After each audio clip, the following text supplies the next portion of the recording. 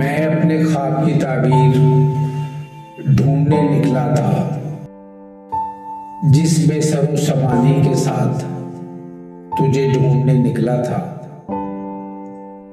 आज भी इसी हाल में बढ़ता जा रहा हूं,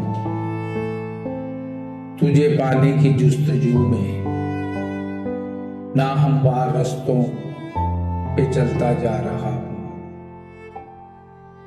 जब कभी मुसाफिर थका देती हैं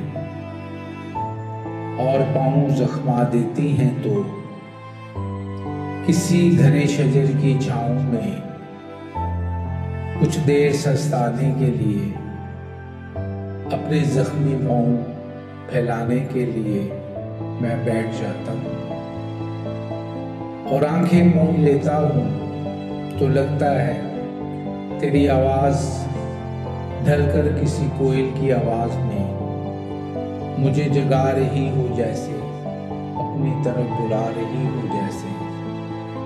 फिर यादों की कतार पे और आँख धीरे धीरे खोल रही हो, जैसे कानों में मेरे रस घोल रही हो जैसे।